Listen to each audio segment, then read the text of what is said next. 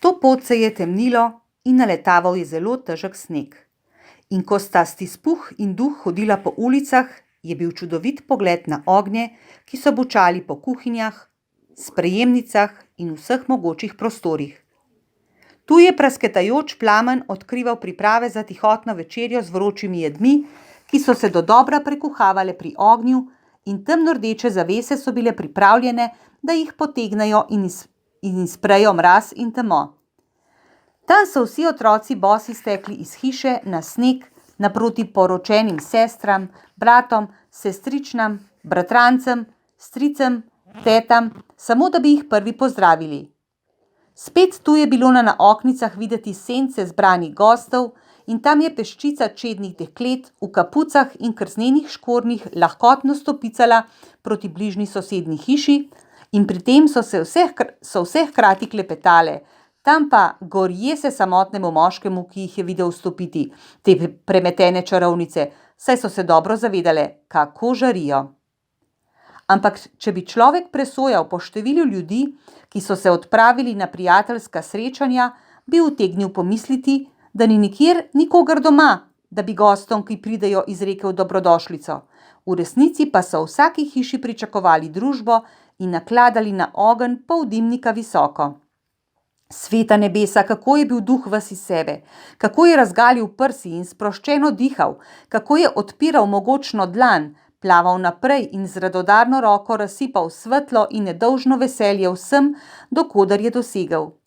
Še celo prižigalec luči, ki je tekel pred njima in pikčal temno ulico s pegicami svetlobe, oblečen tako, da bo lahko kje preživel večer, se je na glas zasmejal, ko je prišel mimo Duh, čeprav je kaj malo slutil, da ima še koga drugega za družbo ob sebi, kakor sveti večer.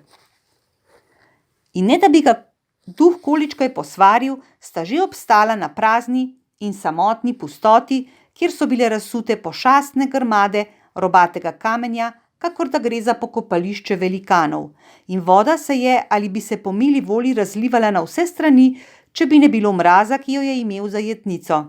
Tu ni raslo nič drugega, kakor mah in bodičje in resasta visoka trava. Daleč na zahodu je za zahajajočim soncem ostal živordeč pas, ki je za trenutek posvetil na puščobo kakor jezno oko, ki se čedalje bolj mršči in zapira. Čedalje bolj, dokler ni izginilo v gosti temi najtrše noči. Kje pa sva? Je vprašal Stispuh. Kjer živijo rudarji, ki delajo v osrčju zemlje, je odgovoril Duh. Ampak ti me poznajo, poglej. Skozi okno ene od bajt je svetila luč in hitro sta se odpravila proti njej. Ko sta stopila skozi steno iz blata in kamenja, sta zagledala veselo družbo, zbrano okoli gorečega ognja. Prastar moški in ženska z otroki in otroki in še z enim rodom za povrh so bili vsi od kraja lepo oblečeni v zakmašne obleke. Starček jim je pel božično pesem z glasom, ki se je le redko vzdignil čez rjovenje vetra na goli pustoti. Pesem je bila sila stara, še iz njegovih otroških let, in tu pa tam so se mu vsi pridružili v zboru. Vselej, kadar so povzdignili glasove, se je starček kar razvedril in okrepil, ko pa so utihnili, je tudi njemu vselej pošla moč. Duh se tu ni zadrževal, temveč je rekel Stispuhu, naj se ga prime za obleko in poletel čez pustoto, hiteč kdo ve kam. Menda ne na morje. Na morje. Stispuh se je v grozi ozrl in zagledal za seboj še zadnji konček suhega, strahoten obrobek skalovja, ušesa pa so mu oglušela od grmečega vodovja, ki je valovalo in rjovelo in divjalo med strahotnimi jamami, ki jih je samo rilo in zagrizeno poskušalo spodkopati zemljo. Na mračni ježi posedlih skal je kakšno miljo od brega, ob katerega so vode treskale in butale skozi vse divje leto, stal samoten svetilnik.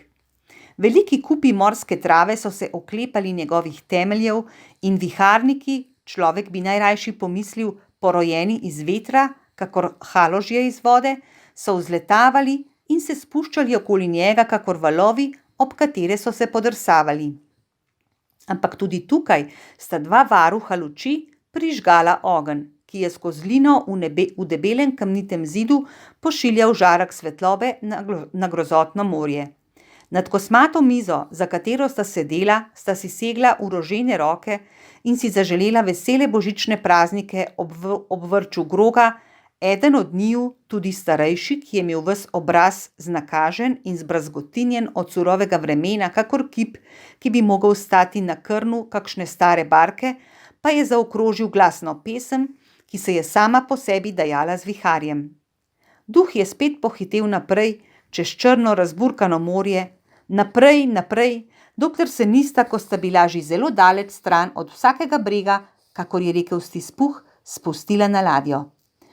Postavila sta se zraven krmarja pri krmilu, zraven opazovalca na nosu, zraven oficirjev na straži, zraven temnih prikazenskih postav na številnih stražarskih prostorih, vendar je vsakteri od njih sam pri sebi brundal sveto noč, blaženo noč, ali mislil na božične praznike, ali pa s pridušenim glasom pripovedoval tovarišu o kakšnih minulih božičnih praznikih in o domotožju, ki je nujno povezano z njimi.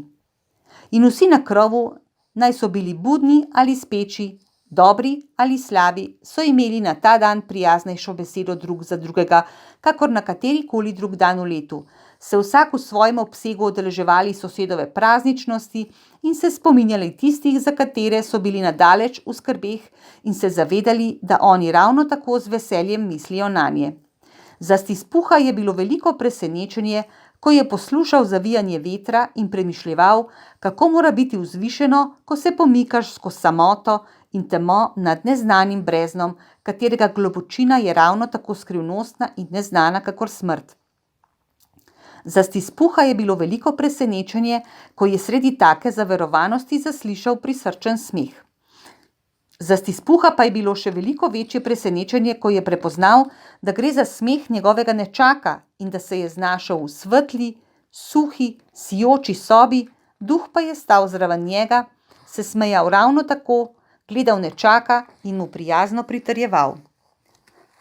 Haha, se je smejal Stispuhov nečak. Če se vam bo po takem ali drugačnem naključju kdaj primerilo, da se boste seznanili s človekom, bolj obdarjenim smehom, kakor je Stispuhov nečak, vam ne morem reči nič drugega kakor to, da bi se tudi jaz rad seznanil z njim. Predstavite mi ga in sklenil bom z njim prijateljstvo. Ker gre za pošteno, izravnano, plemenito urejene zadeve, je jasno, da ni na svetu, kjer gospodarita bolezen in žalost, nobena stvar tako neubranljivo nalezljiva, kakor smeh in židana volja. Ko se je Stispuhov nečak tako smejal, da se je držal za boke, zmajeval z glavo in se kremžil, da se mu je obraz od sile čudno spakoval, se je Stispuhova nečakinja po svaštvu ravno tako prisrčno smejala, kakor on. In zbrani prijatelji niso niti za las zaostajali, tako prešerno so se krohotali.